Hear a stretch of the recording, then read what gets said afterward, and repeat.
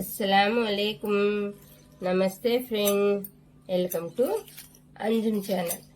ఈరోజు ఒక స్టోరీ చెప్పుకుందామని చెప్పేసి నేను మీ ముందుకు వచ్చాను. అలానే ఈ డెకరేషన్ ఐటెం తెచ్చి ఉంచాను కదా, చిన్నగా ఒక్కొక్కటి చేసుకుంటూ పోతే మనకు పిల్లలు దివాళీకి దసరా పండగలకి వస్తారు కదా, ఇంటిని చక్కగా అలంకరించుకుందామని చెప్పేసి ఇలా నేను ఒక్కొక్క వస్తువుగా తెచ్చి పెట్టుకున్నాను. ఈరోజు కొంచెం ఇలా అన్నా గుచ్చుకుందామని చెప్పేసి గుచ్చుకుంటూ మీకు ఒక స్టోరీ చెబుదామని మీ ముందుకు వచ్చాను. చెప్పుకుందాం మా ఫ్రెండ్. ఒక ఊరిలో ఇద్దరు భార్యాభర్తలు నివసిస్తున్నారు. ఆ ఇద్దరి భార్యాభర్తలకు 4 మగ సంతానం కలిగారు. వెనకటి రోజుల్లో ఎంతమంది పిల్లలైనా అలానే ఉంచుకునేవాళ్ళు, సిజరింగ్ చేయించుకునే వాళ్ళు కాదు. అలా 4 మగపిల్లలు, ఒక ఆడపిల్ల అయిన తర్వాత వాళ్ళు ఏం చేశారు, పిల్లల్ని చదివించడానికి మంచిగా ఇచ్చేశారు. బళ్ళకి పంపించటం చేయటం వెనకటి రోజుల్లోనైనా కానీ చక్కగా పంపించారు. వాళ్ళల్లో 2 చక్కగా చదువుకునే వాళ్ళు అయ్యారు. ఆడపిల్లతో సహా 4 చదువుకుంటున్నారు. పోతే 5వ వాడు అమీర్ మటుకు వాడికి చదువు అబ్బల. కాస్త ఉన్నత స్థాయి కుటుంబం కదా, బాగా అమ్మ దగ్గర మారం చేసి డబ్బులు తీసుకెళ్లటం అలా చేసి చదువుకోకుండా బడికి వెళ్లకుండా ఉండి అలా చేసుకునేవాడు. ఇంకా తతిమా పిల్లలు మటుకు చక్కగా చదువుకున్నారు. వాళ్ళు మంచి చదువులు, ఈయన ఇంటర్ ఫెయిల్ అయ్యాడు. ఆ తర్వాత అందరూ చక్కగా చదువుకున్న వాళ్లే కదా, ఇక వాళ్ళకి తగ్గ భార్యలను తీసుకొచ్చి మ్యారేజ్ చేశాడు. పోంగా ఈ చిన్నవాడికి నజీర్కి ఇంటర్ ఫెయిల్ కదా, నాన్న వీడు ఇంటర్ ఫెయిల్ అయ్యాడు కదా, కాస్త మీరు ఒక కన్నుతో చూస్తూ ఉండండి నాన్న అని చెప్పేసి అమ్మ అలా నచ్చజెప్పేది. అలా ఏం లేదులేమ్మా, వాడి చదువు అబ్బలేదు, మేము చూసుకోక ఎవరు చూసుకుంటారు, నువ్వు అలా ఏం ఆలోచించకు అని చెప్పేసి ధైర్యం చెప్పేవాళ్ళు తతిమా పిల్లలు. ఉన్న 3 అన్నదమ్ముళ్ళు, ఒకడు యుఎస్కి వెళ్ళాడు, ఒకడు అమెరికాకి వెళ్ళాడు, ఒకడు సౌదీకి వెళ్ళారు. వాళ్లతో పాటు వాళ్ళ భార్యల్ని తీసుకుని వెళ్ళారు. ఇక ఉన్నవాడు ఈ చిన్నవాడు ఒక్కడే, అమీర్ ఒక్కడే. అమీర్కి చదువు లేదు కాబట్టి ఒక ఊరిలో ఒక ఇంట్లో 4 ఆడపిల్లలు ఉన్నా కానీ వాళ్ళకి కొంచెం ఆస్తిపాస్తులు ఉన్నాయి. ఎలాంటి ఆస్తిపాస్తులు ఉన్నాయి? వెనకట పురాతన కాలంలో తాత నాయనమ్మలు సంపాదించి పెట్టిన ఆస్తులు ఉన్నాయి. అవి తగాదాల్లో ఉన్నాయి, కానీ కోట్ల కొలిది ఆస్తులు ఉన్నాయి. అలా ఉన్న వాళ్ళకి ఇల్లు చూసి ఆ అమ్మాయిని ఈ వీళ్ళకి ఇచ్చి మ్యారేజ్ చేసి, అమీర్కి ఇక చదువు ఒక్కటే లేదు, అన్నయ్యలు మంచిగా సంపాదించే వాళ్లే కాబట్టి ఒక మంచి సంబంధమే వచ్చింది. మంచి సంబంధం వస్తే ఇక దాంతో మంచిగానే పెళ్లి చేశారు. ఆ ఆడపిల్ల తల్లిదండ్రులకి ఆస్తులున్నాయి. ఎలాంటి ఆస్తులున్నాయి? వాళ్ళ తాతలు ముత్తాతలు సంపాదించిన ఆస్తులున్నాయి. అవి తగాదాల్లో ఉన్నాయి. కానీ ఆడపిల్లలకి పెళ్లిళ్ళు చేశాము మేము, మాకు వాళ్లతో బాధ్యత తీరిపోయింది అన్న ఫీలింగ్ వల్ల తల్లిదండ్రులు అన్నమాట. ఆ తర్వాత ఏం జరిగింది, అమీర్ వాళ్ళ అమ్మా నాన్నలు కాలం చేశారు. అమ్మ ఉన్ననాళ్ళు నాన్న చిన్నవాడు కదా, జాగ్రత్తరా, చూసుకుంటారా అలా చెప్పేది. అయినా వదినలు అన్న చక్కగా డబ్బులు పంపిస్తూ ఉండేవాళ్ళు. అయితే అన్న వదినలు డబ్బులు పంపిస్తున్నారు కాబట్టి అమీర్కి సంపాదన మీద ధ్యాస లేకుండా పోయింది. అలా భార్య కూడా నచ్చజెప్పకుండా అలా లాక్కొస్తూ ఉంది. ఈ లోపులో ఏం జరిగింది, ఒక బాబు పుట్టాడు. మగ పిల్లోడే కదా, అందరూ హ్యాపీ ఫీల్ అయ్యారు. ఆ తర్వాత మళ్ళీ పాప పుట్టింది. ఆ పాప మతి స్థిమితం లేని పాప పుడితే బావలు మరుదులు అందరు కలిసి ఏం చెప్పారు, చూడు వదినా, ఎందుకు మతి స్థిమితం లేని పాప పుట్టింది కదా, మనకు వద్దు, అక్కడ అనాథ హాస్టల్ ఉంటాయి, ఇలాంటి మతి స్థిమితం లేని పిల్లల్ని చూసే వాళ్ళు ఉంటారు, మనం అక్కడ వదిలేద్దాము అని చెప్పేసి అంటే దానికి ఫాతిమా ఒప్పుకోల. ఎందుకు ఇవ్వాలి, ఏమయ్యిద్ది, నా కడుపున పుట్టింది ఆ బిడ్డ, నేను ఆ బిడ్డని నేను జాగ్రత్త చూసుకోవాలి, అల్లా నాకెందుకు నా కడుపున పుట్టించాడో, తనకు సేవలు చేయాలని ఉన్నదేమో నా జాతకంలో, నేను చేసుకుంటాను, మీరు నాకు అలా ఇబ్బంది పెట్టొద్దని అని చెప్పేసి ఫాతిమా అంది. పోని తల్లి బిడ్డని ఏర్ చేసి ఆ పాపం మనం ఎందుకు కట్టుకోవాలి, అలానేనని చెప్పేసి వాళ్ళు సైడ్ అయిపోయారు. ఇకపోతే ఈ బాబు పుట్టాడు కదా, బాబుకి ఏం చెప్పారంటే, అమీర్ పిల్లవాడిని చక్కగా చదివించు, నీకైతే చదువు లేదు, మేము ఎలాగో లాక్కొస్తున్నాము, మేము ఉన్నంతకాలం ఏం ఇబ్బంది లేకుండా లాక్కొస్తాము, ఆ తర్వాత ఇబ్బందులు పడాల్సి వచ్చింది నువ్వు, ఎందుకంటే పిల్లవాడిని జాగ్రత్తగా చదివిస్తే నీకు కూడా లైఫ్లో బాగుంటుంది, అర్థం చేసుకో ఎందుకు చెప్తున్నాము. అమీర్కి పిల్లవాడిని చక్కగా చదివిస్తే మాతో పాటు ఎయిర్స్కి తీసుకెళ్తాము, సౌదీకో ఇటు అమెరికాకు తీసుకెళ్తాము, చక్కగా వైనం చేసుకుందు గాని, ఎన్నాళ్ళని మేము ఇస్తాము నువ్వు తీసుకుంటావు, అలా తప్పు కదా అని చెప్పేసి నచ్చ చెప్పారు అన్నలు. పిల్లోడికి ఫీజులు కాడించి ఇంట్లో జరుగుబాటు అంతా అన్నలే చూస్తున్నారు, వదినలు కూడా ఏమనేవాళ్ళు కాదు, ఎందుకంటే అందరు సంపాదించుకుంటున్నాడు, ఒక్కడే కదా పిల్లోడు, ఏమైంది మరిదే కదా అన్నట్టుగా ఫీలింగ్తో అలా వాళ్ళ కాపురం జరిగిపోతుంది. అలా డబ్బులు వస్తున్నాయి, ఖర్చు పెట్టుకుంటున్నారు, అలా ఏమైంది, తాగుడుకు బానిసయ్యాడు అమీర్. ఫాతిమా చెప్పనట్టుగా అలా వదిలేస్తుంది. ఏమన్నా మాట్లాడితే చెడు తిట్లు తిడుతున్నాడు. ఏం చెప్పిద్ది ఆడ మనిషి తిడుతుంటే, నాకెందుకు పోని, నేను చెబితే విననప్పుడు నేనేం చేయాలి, నానా చూసావు కదా నాన్న ఇలా తాగుతున్నాడు, నువ్వన్నా జాగ్రత్తగా చదువుకు, ఎందుకంటే బాబాయ్ వాళ్ళు పెదనాన్నోళ్ళు డబ్బులు పంపిస్తున్నారు కాబట్టి ఈరోజు మనకి ఇలా జరిగిపోతుంది, లేకపోతే మనం ఇబ్బంది పడతాం నాన్న అని చెప్పేసి పిల్లవాడికి నచ్చ చెప్పింది. అలా ఏం లేదమ్మా, నేను బాగానే చదువుకుంటున్నాను అని బాబు చెప్పాడు. ఆ తర్వాత పాప మతి సిమితం లేని పాప కదా, ఆ పాప కోసమై వాళ్ళ నాన్న దగ్గరికి వెళ్ళింది ఫాతిమా. నానా ఏం ఫాతిమా, ఏంటి ఇలా వచ్చావు? ఏం లేదు నాన్న, అందరూ హ్యాండిక్యాప్డ్ వాళ్ళకి పెన్షన్ రాయించుకుంటున్నారంట ఈ ప్రభుత్వంలో, నా బిడ్డకు కూడా రాయిద్దాం రా నాన్న. నేను వచ్చేదేంటి, మీ ఆయన ఏమయ్యాడు, పోయి రాయించుకోండి అని చెప్పేసి అన్నారు. అది కాదు నాన్న, మీరు వస్తే నాతో పాటు కాస్త తోడుకుంటారు కదా అని చెప్పేసి నాన్నకు నచ్చజెప్పి పిలుచుకెళ్ళింది ఫాతిమా. అలా ఇద్దరు వెళ్ళి పాపకు పింఛన్ రాయించుకొని వచ్చారు. ఆ పింఛన్ వస్తుంది, దాంతో పాటు కొంచెంగా 3 ఏళ్లలో ఇంకొంచెం డబ్బులు వేసి రెంట్ కడుతున్నాడు ఒలి. ఆ తర్వాత వచ్చిన డబ్బులు బాగా పంపిస్తున్నారు వాళ్ళు, పిల్లోడు ఫీజులు కానీ మంచి చెళ్ళు కానీ అన్నీ పంపిస్తున్నారు.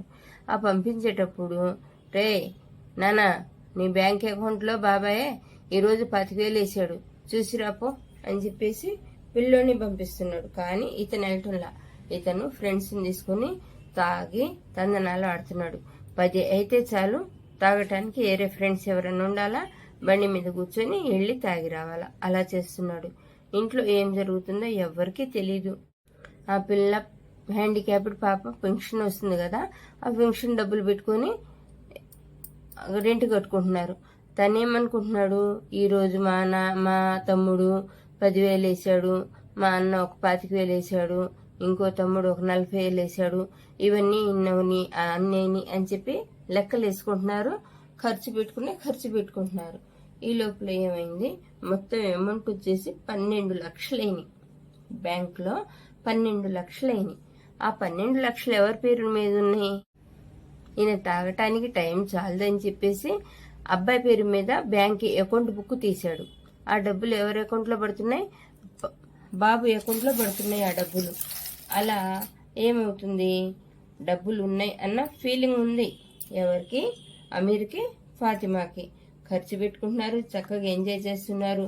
ఎవరన్నా ఏంట్రా అమీర్ ఎక్కడికి వాళ్ళ పనిలోకి వెళ్ళలేదా, నన్ను చూసి ఎందుకు ఏడుస్తారు వీళ్ళు, అల్లా నాకు ఇలా రాసి పెట్టాడు సుఖంగా బ్రతకమని, వీళ్ళకేంటి నన్ను చూసి ఏడవటం అన్న ఫీలింగ్తో మాట్లాడేవాడు అమీర్. బాబు డబ్బులు పడ్డాయి చూసిరారా అంటే చూసి వచ్చేవాడు. అలా జరిగిపోతుంది వీళ్ళ కాపురం. బాబుది బీటెక్ అయిపోయింది. బీటెక్ అయిపోయిన తర్వాత డబ్బులు ఉన్నాయి అకౌంట్లో. తాగి సిగరెట్లు తాగి మందు తాగి హెల్త్ కోల్పోయాడు అమీర్. ఏంటండి, ఏంటి మీకు ఒంట్లో బాగోటం లేదా? బాగంటే అదే బాగు, చూస్తున్నావు కదా ఒకటే దగ్గు అని చెప్పేసి దాంట్లో ఆవేశం వచ్చింది మనిషికి. ఆవేశం అంటే శ్వాస అందటం లేదు. అలాగా హాస్పిటల్ కానీ చూయించుకోవటానికి వెళ్ళి వస్తుండగా ఏదో కొంచెంగా యాక్సిడెంట్ అయింది. అదేంటి కొంచెం 20కి తగిలిద్ది, అంత పెద్ద యాక్సిడెంట్ ఏం కాదు. ఇంటికి వచ్చి బ్యాంకులో 12 లక్షలు ఉన్నాయి, ఎలానో జరిగిపోతుంది, అన్నయ్య వాళ్ళు కావాలంటే ఇంకా డబ్బులు వేస్తాడు, మనం దిగులు పడాల్సింది ఏం లేదు అన్న ఫీలింగ్ ఉంది. బాబుది బీటెక్ అయిపోయింది, ఇంకా ఆ డబ్బులు కూడా వస్తాయి మనకు. అంటే బాబుకి బీటెక్ అయిపోతే అన్ని వాళ్ళు ఇయర్స్కో అమెరికాకు ఎక్కడికో ఒక చోట పిలుచుకుంటారు. ఆ అన్నయ్యో ఈ అన్నయ్యో తమ్ముడో ఎవరో ఒకళ్ళు. అలా మాకు ఏం పర్వాలేదన్న ఫీలింగ్తో హ్యాపీగా బతుకుతున్నారు. ఆ తర్వాత ఏమైంది, నాన్న బ్యాంకుకి వెళ్ళి రెంట్ డబ్బులు కట్టాలి, నేను హాస్పిటల్ చేయించుకోవాలి, పోయి ఒక 5,000 తీసుకురాపో, మన అమౌంట్లో 12 లక్షలు ఉండాలి అని చెప్పేసి నాన్న అన్నాడు. అంటే సరే నాన్న అని చెప్పేసి ఇంకా వెళ్ళిన బాబు ఇంటికి రాలా. 1 రోజు రాలా, 2 రోజులు రాలా, ఫోన్ స్విచ్ ఆఫ్. ఏంటి, బాబు డబ్బులు తీసుకొస్తానని బ్యాంకుకి వెళ్ళాడు, ఏంటి బాబు రాలేదు అన్న టెన్షన్ ఫాతిమాకి. ఏంటండి అబ్బాయి వెళ్ళినట్టే ఉన్నాడు, రాలేదేంటి అని ఫోన్ల మీద ఫోన్లు చేస్తే ఫోన్ స్విచ్ ఆఫ్. ఫోన్లు స్విచ్ ఆఫ్ ఏంటి, వాళ్ళ ఫ్రెండ్స్ నన్నా చేసి కనుక్కుందాము అని చెప్పేసి ఫ్రెండ్స్ని చేస్తే ఫ్రెండ్స్ ఎవ్వరు మాకు తెలియదంటే మాకు తెలియదు అంటున్నారు. అదేంటి తెలియకపోవటం ఏంటిరా, అలా చెప్తారేంటి అని ఏరే పిల్లల్ని ఇబ్బంది పెట్టారు ఫాతిమా అమీర్. ఆ తర్వాత ఒక వ్యక్తి ఇంటి దగ్గరికి వచ్చాడు. వచ్చి ఏమండి ఎవరండి, ఒలిగారు అమీర్ గారు ఉన్నారా? ఉన్నారండి, ఒకసారి బయటికి రమ్మనండి, ఆయనకి కాస్త ఒంట్లో నలతకుంది, ఏందో చెప్పండి నేనే చెబుతాను. ఏం చెప్పాలి, నేనేం చెప్పాలో నాకు అర్థం కావటం లేదమ్మా. మీ బాబు క్రికెట్ ఆటలో బెట్టింగ్లు పెట్టి నా దగ్గర డబ్బు తీసుకున్నాడు. ఎంత తీసుకున్నారండి? 5,000 తీసుకున్నాడమ్మా. అదేంటండి మాకు చెప్పకుండా పిల్లలకి మీరు డబ్బులు ఎలా ఇచ్చారు? ఉండండి మా వారిని పిలుస్తాను అని చెప్పేసి అమీర్ని పిలిచింది. అమీర్ బయటకు వచ్చారు. ఏంటి సార్, ఎవరు మీరు? ఏం లేదు సార్, మీ బాబు మా బాబు ఫ్రెండ్స్. ఇలా నేను మా డాడీకి బాగోలేదని చెప్పేసి డబ్బులు తీసుకొచ్చాడు నా దగ్గర నుంచి, కానీ నేను నా పిల్లోడిని అడిగితే ఇలా బెట్టింగ్లో పెట్టడానికి తెచ్చాడని చెప్పేసి చెప్పాడు సార్. అదేంటండి, మాకు మాట మాత్రం తల్లిదండ్రులకు చెప్పకుండా మీరు డబ్బులు ఇవ్వటం ఏంటి? ఇది అసలు ఎక్కడ న్యాయం అండి అన్నాడు అమీర్. మా దగ్గర అయితే 5,000 తెచ్చుకున్నాడు, అవతలైతే 50,000 తీసుకుని ఉన్నాడు. మీకు తెలీదా? బిడ్డల్ని ఎలా పెంచటమో మీకు తెలీదా? వచ్చిన వ్యక్తి అలా మాట్లాడాడు.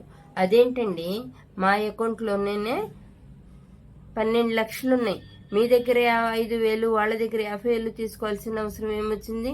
నిన్న అనంగా వెళ్ళాడు మా బాబు, ఇంతవరకు ఇంటికి రాలేదని మేము టెన్షన్తో అల్లాడుతుంటే మీరేంటి వచ్చి కొత్త కొత్త మాటలు చెబుతారు? మాకేం అర్థం కావటం లేదు. చూడండి, మీ అకౌంట్లో 12 లక్షలు ఉన్నాయని మీరు హ్యాపీగా ఫీల్ అవుతున్నారేమో. పిల్లోడు ఎటు వెళ్తున్నాడు, ఎటు వస్తున్నాడు, ఏం చేస్తున్నారు అని గమనించుకోకుండా పిల్లలు పోయారులే వచ్చారులే అంటే ఎలా కుదిరిద్దండి? మీ బాబు బెట్టింగ్లో డబ్బులు పెట్టి మొత్తం కాజేసాడు తెలుసా మీకు? మొత్తం కాజేసిన తర్వాత వాళ్ళు పట్టుకొని తన్నబోతుంటే నా కొడుకు వచ్చి ఒక 50,000 ఇవ్వమని చెబితే నేను ఇచ్చానన్నమాట. అది జరిగిన విషయం. మొదట వచ్చిన వ్యక్తి 5,000 అన్నాడు, రెండోసారి వచ్చిన వ్యక్తి 50,000 అన్నాడు. ఈ 50,000, ఆ 5,000, ఈ 12 లక్షలు వాడిన బాబు ఎక్కడున్నాడు? ఇది క్వశ్చన్ మార్క్. ఎక్కడున్నాడు?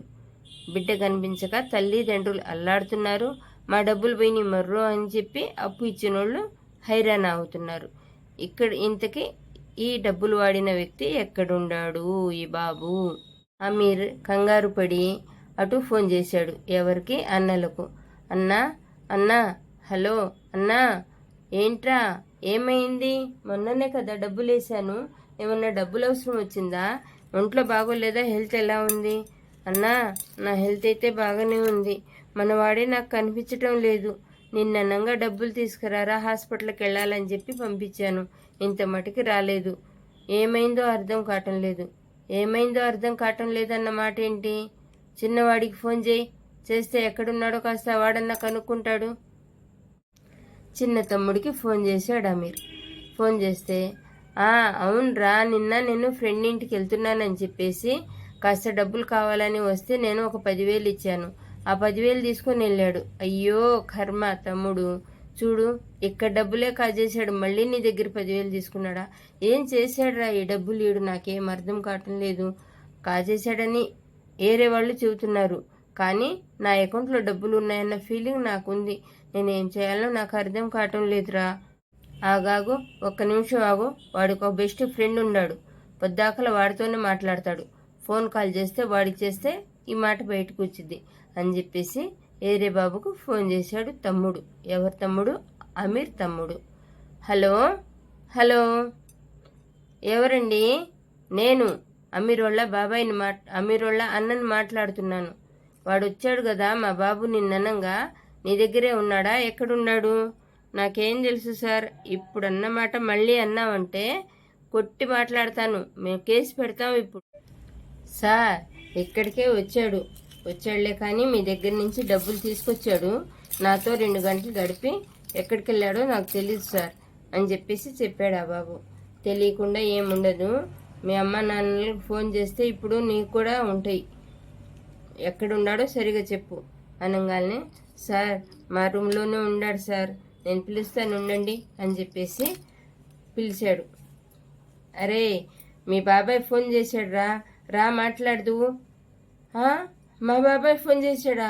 నువ్వు నేను ఇక్కడ ఉన్నానని ఎందుకు చెప్పావురా? ఎందుకు చెప్పకూడదు? లేకపోతే మా అమ్మ నాన్నలు చెబుతానంటున్నాడు. మా అమ్మ నాన్నలు చెబితే నాకు ఊరుకుంటారా ఏంటి?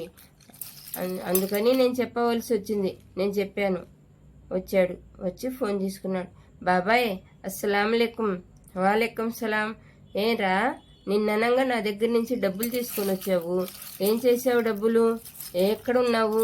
నాన్న హాస్పిటల్కి వెళ్ళటానికి అని చెప్పేసి డబ్బులు బ్యాంకులో నుంచి డ్రా అన్నాడంట కదా, మరి నువ్వేంటి ఇక్కడికి వచ్చి పెత్తనాలు చేస్తున్నావు? బాబాయ్ నువ్వు నాకు కొట్టనంటే నేను ఒక మాట చెప్తాను బాబాయ్. ఏంట్రా, ఏం జరిగింది? నేను మొన్న క్రికెట్ మ్యాచ్లో ఆడారు కదా, ఆ క్రికెట్ మ్యాచ్లో నేను డబ్బులు పెట్టాను బాబాయ్. డబ్బులన్నీ పోయినాయి అకౌంట్లో. 12 లక్షలు ఉన్నాయి నా అకౌంట్లో వేశారు పెద్దనాన్న, బాబాయ్ అందరూ. ఆ డబ్బులన్నీ బెట్టింగ్లో పోయినాయి. ఇంకా నాకు 55,000 వేరే వాళ్ళకి ఇవ్వాల్సి ఉంటే నాకు కొట్టబోతుంటే నా ఫ్రెండు వాళ్ళ డాడీ వాళ్ళ దగ్గర ఇప్పించాడు బాబాయ్. అది జరిగిన విషయం. ఇది చెబితే నాకు నాన్న అమ్మ కొడతారని చెప్పేసి నేను చెప్పలేక నేను ఇటు వచ్చి మీ దగ్గర డబ్బులు తీసుకున్నానా, ఆ తీసుకున్న డబ్బులు కూడా మళ్ళీ బెట్టింగ్లో పెట్టాను బాబాయ్. అవి కూడా పోయినాయి. నేనేం చేయాలనో నాకే అర్థం కావటం లేదు బాబాయ్. మీరు చెప్పండి నాన్నకు, నాకు కొట్టొద్దని చెప్పండి బాబాయ్ అని చెప్పి అన్నాడు బాబు. ఇక ఏం చేయాలో పాలుపోల. అటు చూస్తేనేమో పేషెంట్ ఏమయ్యాడు, తాగి కిడ్నీలు ఫెయిల్ అయినాయి, ఒంట్లో అసలు ఓపిక లేకుండా పోయింది. ఏం చేయాలి? ఎన్ని లక్షలని వేయాలి, మేము ఎక్కడి నుంచి తెచ్చేయాలి అన్న ఫీలింగ్, కోపం వస్తుంది అన్నకి తమ్ముడికి. ఎందుకు వస్తుంది? మేము డబ్బులు ఇచ్చి పంపిస్తున్నాము, కనీసం పనిలో పోకుండా నీకు జరుపుతున్నాము. పిల్లోడు ఎటు వెళ్తున్నాడు, ఎక్కడికి వెళ్తున్నాడు ఏంటి అని గమనించుకోవాలి కదా తండ్రి అయినవాడివి. లేదు, బ్యాంకులో నుంచి డబ్బులు తీసుకునేంత ఓపిక కూడా లేదని దగ్గర. పిల్లోడి అకౌంట్లో అన్ని డబ్బులు ఎందుకు వేయాలి? మేము సంపాదించి ఇక్కడ కష్టపడకుండానే మాకు డబ్బులు వస్తున్నాయా? వేరే దేశాలకు వెళ్ళి సంపాదిస్తే నీకు బాధ అనిపించలేదన్న ఫీలింగ్తో, కోపంతో వాళ్ళు అన్న తమ్ముళ్ళు మాట్లాడకుండా ఫోన్లు కట్ చేశారు. బాబాయ్ బాబుని తీసుకొచ్చి రే, జరిగిందేదో జరిగిపోయింది. ఇప్పుడు నువ్వు వాడికి ఏమన్నా అన్నావు అనుకో, వాడేమన్నా చేసుకొని ఇదైతే మనమే తలకాయ పెట్టుకుని ఏడవాలి. ఏమనొద్దు. ఇది ముందుగానే పిల్లోడు ఎటెళ్తున్నాడు, ఎటొస్తున్నాడు, ఏం చేస్తున్నాడని గమనించుకోవాలి. ఊరికనే వచ్చిన డబ్బులని తాగి తందనాలాడి లోకులను తీసుకెళ్ళి తాగి ఎంజాయ్ చేస్తే ఈరోజు నీకు తాగటానికి కాదుగా బాబు ఎటెళ్తున్నాడు, ఏం చేస్తున్నాడని గమనించకుండా ఉండవు కాబట్టి ఈరోజు నీకు ఇన్ని తిప్పలు వచ్చినాయి కదా. ఇప్పుడు తాగటానికి మందు కాదు, నువ్వు బ్రతకటానికి ఇండక్షన్ కూడా కాదు. నీకు మత్తు తీసుకురావటానికి మందు కాదు, నువ్వు బ్రతకాలంటే ఇండక్షన్ కాదు. కనీసం నీకు దప్పికైతే తాగటానికి 10 రూపాయల బాటిల్ మంచినీళ్ళు కొనుక్కోటానికి కూడా నీ దగ్గర నయ్యా పైసలు లేకుండా పోయింది. ఏం బతుకురా నీది. ఎంత అన్నా తమ్ముళ్ళు చేసి నీకు పంపిస్తున్నా కానీ కనీసం పిల్లలు ఎటుపోతున్నారు, ఏం చేస్తున్నారని చూసుకునే ఇంగిత జ్ఞానం కూడా లేదా నీకు? ఏం చెప్పాలిరా, మాకంటే పెద్దోడివై ఉండి కూడా. ఛీ, నీ బతుకు పాడుగాను అని అలా ఆరేసి పోతూ ఒక 10,000 చేతిలో పెట్టి, పోయి ముందు హాస్పిటల్లో చూయించుకొనిరా అని చెప్పేసి 10,000 ఇచ్చిపోయాడు. 10,000లో ఇల్లు జరగాల, హాస్పిటల్ చూసుకోవాలా? ఎలా జరిగిద్ది? హాస్పిటల్కి వెళ్తే వేలకు అవుతున్నాయి. ఎక్కడి నుంచి తెచ్చి కట్టాలి కదా. ఆ 10,000లో 2,000 తీసుకొని హాస్పిటల్కి వెళ్ళి 2,000 తీసుకొని ఇంట్లో సరుకులు తెచ్చుకొని ఒక 6,000 చేతిలో పెట్టుకున్నారు. ఏ టైంలో ఎలా ఉంటుందో ఏమోనని. ఇక ఈ సుపుత్రుడిని కొడుకుని 12,55,000 ఖర్చు పెట్టి బెట్టింగ్లో పెట్టిన వాడికి ఏం చేయాలనో అర్థం కాలేదు. మళ్ళీ పెద్ద అన్నయ్యకు ఫోన్ చేస్తే స్విచ్ ఆఫ్. తీయటంలా వాళ్ళు ఫోన్లు అసలు తీయటంలా. చిన్న తమ్ముడు మటుకు కనికరించి ఫోన్ తీస్తున్నాడు. నానా, ఎక్కడన్నా జాబ్ అన్నా చూడరా వీడికి అని చెప్పేసి బతిమాలి చెప్పారు. సరే పంపేయండి, హైదరాబాద్ పంపేయండి. నేను నా ఫ్రెండ్ ఉన్నాడు, అక్కడ నేను ఉద్యోగం చూసి వాడికి పెడతాను అని చెప్పేసి చెప్పాడు తమ్ముడు. అమీర్, ఏరా ఏం చేస్తున్నావు? ఏం చేయటం లేదు డాడీ. ఏం చేయటం లేదా? చేసింది చాలు నాన్న, ఇప్పుడు వరకు చేసింది చాలు. బాబాయ్ రమ్మన్నాడు, రేపు ఉదయం బట్టలు సర్దుకొని ఇళ్ళు అక్కడేమన్నా జాబు చూపిస్తారు, చేసుకొని ఈ అప్పులన్నీ తీర్చాల్సిన ఇది ఉంది కదా, నీ మీద బాధ్యత ఉంది కదా, అప్పులు తీర్చు అని చెప్పేసి గదిమి చెప్పాడు. ఇక హైదరాబాద్కి వెళ్ళాడు. హైదరాబాద్కి వెళ్ళిన తర్వాత బాబాయ్ ఏదో చిన్నపాటి ఉద్యోగం చూపించాడు. అక్కడ ఉద్యోగం చేసుకుంటున్నాడు. ఎక్కడ రెంట్లు వచ్చేసి 8 నెలలు. 8 నెలలు రెంట్లు. ఇంట్లో జరుగుబాటు లేదు. అటు చూస్తే అన్నయ్య ఫోన్ చేయటం లేదు. బాబాయ్ ఎంతకని ఇస్తాడు తమ్ముడు, ఆయన డబ్బులు పంపించటం లేదు. ఇక దిగులేసుకున్నాడు అమీర్. దిగులేసుకొని పూటకి కరెక్ట్ అయిన భోజనం లేదు, మెడిసిన్ లేదు, దిగులు. దానితో తనకు నరాల వీక్నెస్ వచ్చింది. కాళ్ళు తీసి కాలేయటానికి అవకాశం లేకుండా అంతగా వీక్ అయిపోయాడు. డబ్బులు అడగటానికి రెంట్ ఇవ్వాల్సిన వాళ్ళు వెళ్తే, అమ్మా ఇస్తాను, నా బండి కాస్త పట్టాలు తప్పిందమ్మా, నా బండి కాస్త పట్టాల మీదకి వచ్చిన తర్వాత ఇస్తాను. ఇన్నాళ్ళు ఓపిక పెట్టారు కదమ్మా, ఈ 4 రోజులు ఒక నెల ఓపిక పట్టండి, నేను ఎలానో ఇచ్చి పంపిస్తాను అని చెప్పేసి సముదాయించి సర్ది పంపిస్తున్నాడు. పోని ఎవరి టైం ఎలా ఉంటుందో చూద్దామన్నట్టుగా ఇంటి ఓనర్స్ కూడా అలానే తలకాయ ఉంచుకొని వస్తున్నారు. 9వ నెల వచ్చింది. 9వ నెల వస్తే, నాయన ఇక మేము ఉండలేము, ఓపిక పట్టలేము, మేము కూడా ఇళ్ళకి పన్నులు కట్టుకోవాలి, మంచి చెళ్ళు ఉంటాయి, అందుకని చెప్పేసి మీరు వేరే ఇల్లు ఎక్కడన్నా చూసుకోండి, ఎంతకని ఓపిక పడతామని చెప్పండి అని చెప్పేసి కాస్త ఇంటి ఓనర్స్ కసురుకుంటే ఎలానో ఫోన్ చేసి చిన్న తమ్ముడికి ఫోన్ చేస్తే పెద్దవాడికి ఫోన్ చేసి చెప్పాడు, ఇంటి ఓనర్స్ ఇలా గొడవ చేస్తున్నారంట, ఇంటి డబ్బులు కట్టాలంట అన్నయ్య, ఏదోలే పొరపాటు అయిపోయింది కదా, వాడు మట్టికి ఏం చేస్తారు, డబ్బులు పంపించమని చెబితే 60,000 పంపించాడు అన్నయ్య. ఆ 60,000లో డబ్బులు ఒక 30,000 ఇంటి రెంట్ కట్టడానికి అని చెప్పేసి తీసుకొచ్చింది ఫాతిమా. డబ్బులు తెచ్చి ఇచ్చింది. అదేంటమ్మా, 9 నెలల రెంట్ రావాల్సి ఉంటే నువ్వు 30,000 తీసుకొస్తే ఎలా సరిపోతాయి, ఏంటి అసలు మీ లెక్క ఏంది, ఇన్నాళ్ళు ఎవరు ఆగుతారు అని చెప్పేసి ఇంటి ఓనర్ కాస్త కసురుగా మాట్లాడేపటికి ఫాతిమాకి ఏడుపు వచ్చింది. కళ్ళనీళ్ళు పెట్టుకుంది.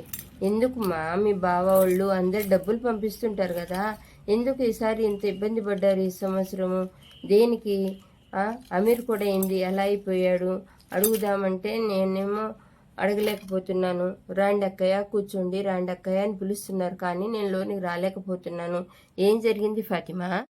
ఏం చెప్పాలి అక్క? ఏమని చెప్పాలి చెప్పండి.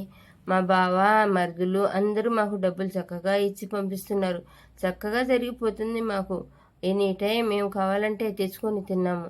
నా కొడుకు ఒక్క కొడుకని అల్లారు ముద్దుగా పెంచానక్క నేను. నా మొగుడు తాగి 24 గంటలు పిల్లోడు ఎటుపోతున్నాడు ఏంటి అని ఆలోచించకుండా ఫ్రెండ్స్ని తీసుకెళ్ళి తాగటం చేయటం అలా చేసుకున్నాడు. ఈ పిల్లోడు నన్ను అడిగేవాళ్ళు ఎవరా అని చెప్పేసి క్రికెట్ మ్యాచ్లో బెట్టింగ్లు పెట్టి డబ్బులన్నీ పోగొట్టాడు. ఇంకా పైగా 55,000 ఏరే వాళ్ళకి ఇవ్వాల్సి ఉంది. అలా తాగి అలా డబ్బుల తను ఆగం చేశాడు. నా కొడుకు ఇలా బెట్టింగ్లో పెట్టి ఉన్న డబ్బులన్నీ కాజేశాడు. ఒక పూట గడవటం కూడా చాలా కష్టంగా ఉందక్క. ఈరోజు మళ్ళీ మా బావ ఒక 60,000 వేస్తే మీకు డబ్బులు తీసుకొచ్చానక్క నేను. ఇది నా స్టోరీ. తాగినప్పుడు ఎట్టంటే అట్ట మాట్లాడతారు. సరిపోని పాప హ్యాండిక్యాప్డ్, మతి స్థిమితం లేని పాప కదా. ఇప్పుడు ఈ ప్రభుత్వంలో వచ్చేసి 6,000 అలా ఇస్తారు నా పాపకి. అది కాస్త మనము నాన్న తోడు రానా వస్తే కొంచెం పిల్లకి పెన్షన్ డబ్బులు అయినా చేసి వద్దామంటే నేను ఎందుకు రావాలి, నీ మొగుడిని తీసుకెళ్ళు అంటాడు మా నాన్న. ఆయనక కాలు తీసి కాలు వేయటానికి ఓపిక కూడా లేదు. అలా వీక్ అయిపోయాడు మనిషి. ఏం చెప్పుకోవాలి, ఏం చేయాలో నాకే అర్థం కావట్లా. కొడుకు చూస్తే అలా, భర్త చూస్తే ఇలా, తండ్రి చూస్తే అలా. ఏం చెప్పాలో నాకే అర్థం కావటం లేదక్క. ఆ పసిపిల్లని ఎందుకు మనకు తీసేయండి అంటారు. నాకు కావాలి తల్లిదండ్రులని పుట్టిందా అక్క బిడ్డ? లేదు కదా.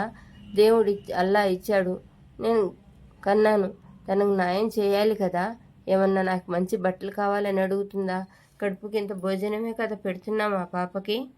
ఇదక్క నా స్టోరీ. ఇలా జరుగుతుందని చెప్పి బోరున ఏడ్చింది. ఈ కథలో మీకు ఏం అర్థమవుతుంది నాన్న? అన్న తమ్ముళ్ళు అందరూ డబ్బులు పంపిస్తున్నారు. నో ప్రాబ్లం, దానికేం మనకి ఇబ్బంది ఏం లేదు. వాళ్ళు సంపాదించుకుంటున్నారు కాబట్టి అందరూ ఒక తల్లి కడుపున పుట్టిన బిడ్డలు అందరూ సంపాదించుకోగలరు. అందరి జాతకాలు ఒకేలా ఉంటాయని అసలు మనం అనుకోకూడదు.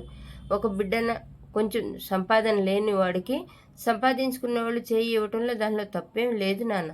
కాకపోతే అన్నలు తమ్ముళ్ళు డబ్బులు పంపిస్తుంటే అంతగా ప్రపంచాన్ని మరిచి తాగి ఏం సాధించావు నువ్వు తాగి? అమీర్, నేను మామూలుగా అడుగుతున్నాను నాన్న, ఏం సాధించావు నువ్వు తాగి? నీ హెల్త్ పాడు చేసుకున్నావు, నీ బిడ్డ భవిష్యత్తు పాడు చేసావు. నీ బిడ్డకి అమెరికాకు తీసుకెళ్లే వాళ్ళు మీ అన్న తమ్ముళ్ళు. ఇప్పుడు హైదరాబాద్లో జాబ్ చేసుకుంటున్నాడు కదా. నువ్వు ఏం సాధించావు చెప్పు? నీ హెల్త్ పాడు చేసుకున్నావు, ఉన్న డబ్బులు పోయినాయి, తింటానికి కూడు లేకుండా అల్లాడుతున్నావు. నాన్న, ఈ కథలో మీనింగ్ ఏంటంటే, మనం ఆడపిల్లల్ని కానీ మగపిల్లల్ని కానీ మనం చదువుకోవడానికి పంపిస్తున్నాం. పిల్లలు ఎటు వెళ్తున్నారు, ఎటు వస్తున్నారు అని గమనించవలసిన బాధ్యత తల్లిదండ్రులకి ఇద్దరికీ ఉంది. ఒక తల్లి మీదే లేదు, తండ్రికి కూడా ఉంది. మనం తాగి పడుకుంటే కుదరదు నాన్న. ఆలోచించుకోండి ప్రపంచం ఎలా ఉందో. ఇది ఒక కవి రాసిన స్టోరీ కాదు, ఇది ఎవరు చెప్పిన స్టోరీ కాదు. నా ఇంట్లో రెంటుకుంటున్న వాళ్ళ స్టోరీ ఇది. నా కళ్ళ ముందు జరుగుతున్న స్టోరీ ఇది. ఈరోజు మీ ముందుకు తీసుకొస్తున్నాను నాన్న. ఎందుకంటే మనం ఒకళ్ళ విషయం ఒకళ్ళ విషయం కాదు ఇది. కాకపోతే ఒకళ్ళని చూసి మనం కళ్ళు తెరవాలి. మన బిడ్డలు ఎటు వెళ్తున్నారు, ఎటు వస్తున్నారు, ఏం చేస్తున్నారు అన్నది. మన దగ్గర ఏదో ఉంది, మనం ఏదో ఎంజాయ్ చేస్తున్నామని ఆలోచించకండి నాన్న. దీంట్లో ఏం తప్పు ఉందని నాకు అనిపించటం లేదు. దీనిలో ఏం తప్పు ఉందని నాకు అనిపించటం లేదు నాన్న. అవతల బిడ్డలు భవిష్యత్తు పాడు చేసుకుంటున్నారు. అలా మన బిడ్డలు ఏమన్నా అవుతారేమోనని మనం అలర్ట్ అవ్వాలి. ఒకళ్ళని చూసి మనం అలర్ట్ అయ్యి మనం మన బిడ్డలకి కాపాడుకోవాలి. మనం ఎంతకాలం బ్రతుకుతాం నాన్న? ఇంకా బతికితే ఒక 10 సంవత్సరాలు, ఒక 20 సంవత్సరాలు. మన బిడ్డల భవిష్యత్తు చాలా ఉంది. మన బిడ్డల భవిష్యత్తు పాడవ్వటానికి తల్లిదండ్రులు కారణం కాకూడదు. నాన్న, ఈ స్టోరీ మీకు నచ్చిందా? నచ్చితే ఒక లైక్ చేయండి, సబ్స్క్రైబ్ చేయండి. నాన్న, ఈ స్టోరీ మీకు నచ్చిందా? ఇది స్టోరీ కాదు నాన్న, రియల్గా జరిగిన స్టోరీ నేను చెప్పాను. ఎందుకు చెప్పానంటే, నలుగురు బిడ్డల్ని కన్నా తల్లిదండ్రులు వినాలి. పిల్లల్ని మనం ఎంత జాగ్రత్తగా కాపాడుకోవాలి. రేపటి పౌరులు నాన్న మీరు, రేపటి మన భవిష్యత్తులు మీరు మమ్మల్ని చూడాలి. దీనిలో ఇంకొక విషయం మీకు చెప్పటం మర్చాను. హాస్పిటల్కి వెళ్ళటానికని చెప్పేసి వెళ్ళలేక కాళ్ళు వణుకుతున్నాయి నాకు అని చెప్పేసి తండ్రి ఫోన్ చేస్తే, నేను అక్కడికి రాను, నాకు అవసరం లేదు, వస్తే మీరు విజయవాడ దాకా రండి, నేను అక్కడికి వచ్చి చూపిస్తానని అంటున్నాడు ఆ బాబు. చూసారా ఎలా మాట్లాడుతున్నాడో? అదే ఆ డబ్బులే తండ్రి చేతిలో పట్టుకొని తనకు అవసరమైనప్పుడు ఇంతకని ఖర్చులకు 100, 50, 500 ఇచ్చి బిడ్డని సక్రంగా పెంచుకుంటే ఎలా ఉండేది? అవును కదా? అన్ని డబ్బులు ఖర్చు చేసి ఇక పైగా కనీసం హాస్పిటల్కి తండ్రికి తీసుకెళ్ళటానికి కూడా నేను రానంటే ఆటో అతను తీసుకెళ్ళి బస్సు ఎక్కించి వస్తే అక్కడి నుంచి రిసీవ్ చేసుకొని మళ్ళీ చూయించి హాస్పిటల్లో బస్సు ఎక్కి పంపించాడు. ఈ మధ్యలో కాళ్ళు చేతులు వణుకుతున్న తండ్రికి ఏమన్నా అయితే దానికి బాధ్యత ఎవరు నాన్న? మన పెంపకంలో మన బిడ్డలకి భవిష్యత్తు మనమే ఇస్తాము. నాశనం చేయాలన్నా కానీ తల్లిదండ్రులే. ఒకటి, టైం బిడ్డల కోసమే కేటాయించి బిడ్డల కోసమే చూడండి. మన బిడ్డలు హ్యాపీగా ఉంటే మనం హ్యాపీగా ఉంటాం. మన బిడ్డల కళ్ళ నుంచి ఏదన్నా ఇంతగా మాట వస్తే లోకులు కాకుల్లా పొడుచుకు తింటారు. లోకులు కాకులు కాదు నాన్న, వాళ్ళు నిజమే మాట్లాడుతున్నారు. అది మనము మన బిడ్డలకి మనం ఇచ్చే భవిష్యత్తు. రేపటి వాళ్ళు భవిష్యత్తుకి రేపటి పౌరులు అలా మిగిలిపోతారు. చూశారు కదా నాన్న, నా కథలో ఏమన్నా హెచ్చుతగ్గు మాట్లాడితే ఏమనుకోవద్దు. నాకు అలాంటి ఆవేశం వచ్చి మాట్లాడాను అంతే, ఏం లేదు. జరిగిన వాస్తవం నాన్న, ఇది జరిగిన వాస్తవం నేను చెబుతున్నాను నాన్న. ఈ స్టోరీ మీకు నచ్చితే లైక్ చేయండి, షేర్ చేయండి, సబ్స్క్రైబ్ చేయండి నాన్న.